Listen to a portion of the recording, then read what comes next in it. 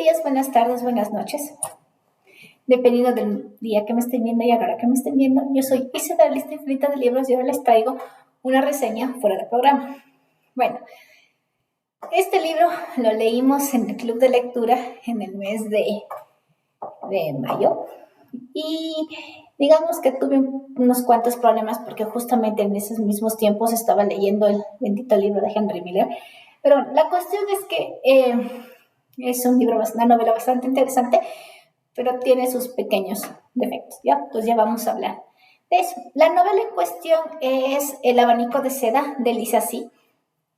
Es una novela histórica basada en la antigua China y tenemos a una protagonista mujer que nos narra su vida desde los 2 años previos a que le empiecen a vendar los pies. ¿Ya? Si es que ustedes conocen un poco sobre la historia universal, sabrán que en China, bueno, en los países asiáticos, no sé cuáles, pero en algunos países asiáticos, hasta hace 2 siglos atrás, a las mujeres, desde que son niñas, les vendaban los pies para que sus pies sean deformados y adapten, digamos, un tamaño como que de 7 centímetros, más o menos, este vuelito, sí, imagínense un zapatito de ese tamaño, como de muñeca Barbie, como de muñeca Chichovelo, así, pero que sea parte del cuerpo de una mujer adulta, ¿ya? Es un poco problemático y tuve problemas porque el libro muestra bastante gráfico el proceso de cómo es el vendado, cómo se deforman los pies y todo eso. Bueno, la cuestión es que nuestro protagonista, que se llama Lirio Blanco, nos narra en primera persona su vida desde el vendado de los pies y cómo ella forma, digamos, una especie de contrato de amistad de por vida con otra chica de su misma edad, que nació en su mismo año y que varias características coinciden, porque obviamente en esa época todo se llevaba mediante las sesiones de adivinos, de cartas, de horóscopos y todo eso. Cómo coincidieran todas sus facciones y se hace un contrato como de por vida de amistad. Lo digo entre comillas porque ya les voy a explicar por qué. Ahora, la cuestión es que obviamente vemos cómo Lirio Blanco narra que su familia, tal vez pongámosle en términos actuales de clase media, mientras que su Lawton, que vendría a ser su alma gemela, su besta ofrenda, que es de alta sociedad, ¿ya? En el transcurso de la novela vemos cómo Flor de Nieve viene y aprende cosas en la casa de Lirio Blanco. Sin embargo, Lirio Blanco nunca ha ido a la casa de Flor de Nieve. Y ella en sus años de infancia no lo entiende por qué, ¿ya? Pero a nosotros como lectores nos dan pistas durante las cosas, como una especie de problemas, digamos, problemas bastante complejos que hasta ahora muchas familias siguen sufriendo con respecto a ciertas sustancias ilegales. Pero la cuestión es que con el traspaso del tiempo vemos los sentimientos de Lirio Blanco hacia Flor de Nieve y ahí es cuando decimos los lectores, porque en el club de lectura como que coincidimos todos en que no son amigas. Al menos del lado de Lirio Blanco, esa relación es dentro de la comunidad. Pero obviamente en esa época no es que podían, primero, aceptarlo libremente y segundo, no cumplir con las expectativas que se tenía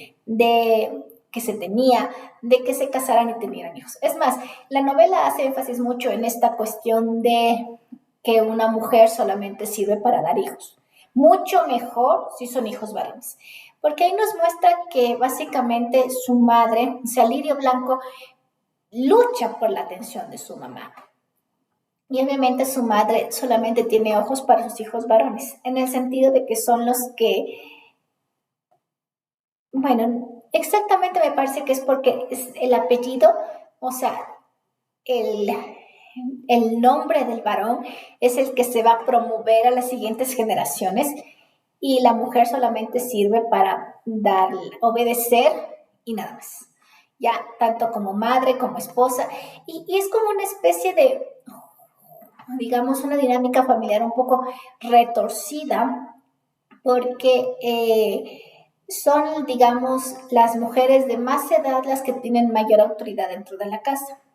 En este caso serían las suegras. Cuando muere la suegra, las nueras son las que tienen que atender sus últimos momentos.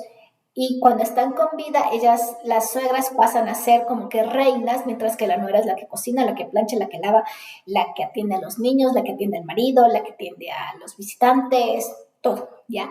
Si es que la persona, digamos, vive con sus demás hermanos, porque al parecer los varones se quedan en la casa familiar y son las mujeres las que salen al mundo, pero salen al mundo en el sentido de que dejan la casa paterna y se van a la familia de su marido. Pero en estos trayectos y en esta estancia en sus vidas, ellas no salen al mundo per se, o sea, no conocen nada de que no es la inmediación de su cuarto de mujeres. Tienen un cuarto de mujeres en cada casa donde se ponen a bordar, a tejer y a conversar. La novela hace mucho énfasis en las actividades que se hacen dentro de este cuarto de mujeres, en la que se promueve que las niñas aprendan un lenguaje secreto, que es un lenguaje que solamente aprenden las mujeres, tomando en cuenta que las niñas son iletradas en estas partes. Básicamente no saben leer ni escribir chino, tomando en cuenta que solo los niños pueden aprender a leer y escribir, y ni siquiera así, solamente los niños de la alta sociedad. Pero las de media, las de clase media y clase baja, los hijos varones es que tampoco aprenden mucho del lenguaje. Sin embargo, a las mujeres se les instruye en este arte, que es arte, digamos, muy parecido al chino, solo que en diferentes caracteres fonéticos, y que muchas veces se leen mediante y se entienden mediante contexto, que pueden ir bordados. El mensaje puede ser mediante un carácter bordado en tela, en tinta o en, digamos, en costuras. Entonces es bastante interesante todo este nivel artesanal que tiene este lenguaje, porque básicamente es este lenguaje en que las mujeres es la única forma que tienen para comunicar a sus madres lo tristes que están. Básicamente la novela habla mucho sobre el sufrimiento de la mujer durante toda su vida. Desde la infancia, cómo se espera que ella sufra por los malos tratos de la suegra, del marido, pero aún así, si es que tiene el hijo varón, está del otro lado, básicamente. Eh, Eso con respecto al contexto, pero como les iba diciendo, Lirio Blanco nos habla desde su infancia de las cosas que tiene que acatar, y cuando ya está en su adultez y en su, digamos, época de matrimonio, a Flor de Nieve no le va tan bien.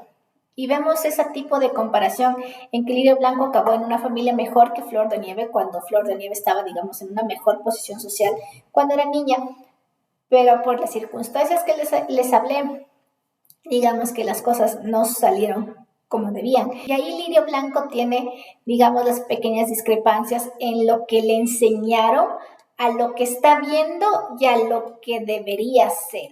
Lirio Blanco se aferra mucho a estas normas, estas reglas que le inculcaron su madre, su tía y su abuela, su hermana mayor también.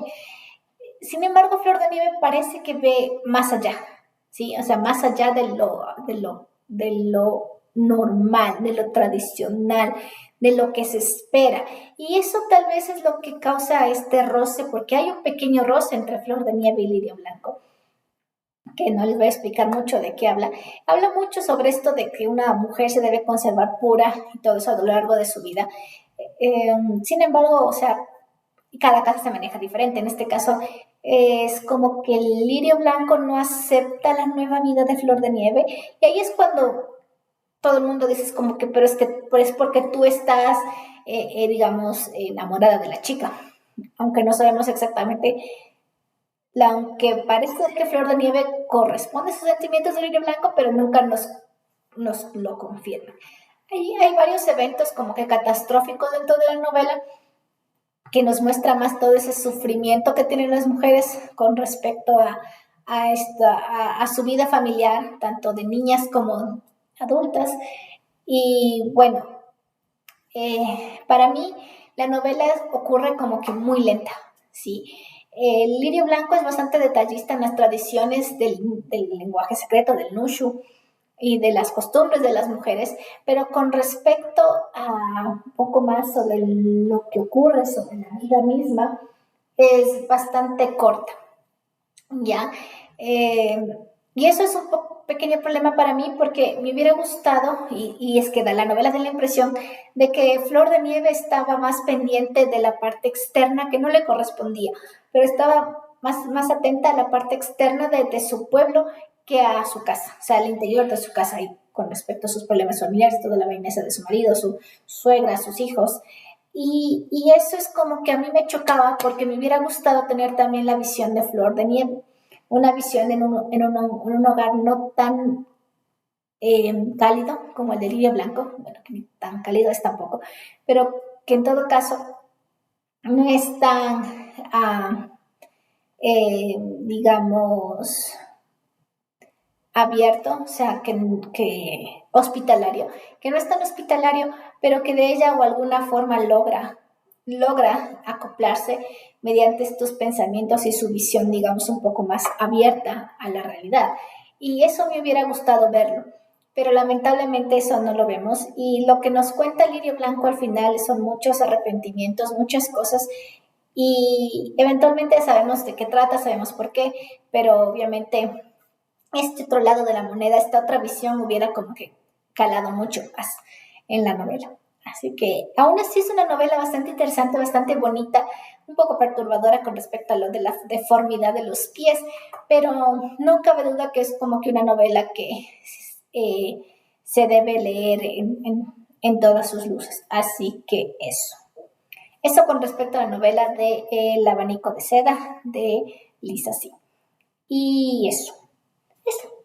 Eso es todo lo que quería decir y ya nos veremos en otra ocasión.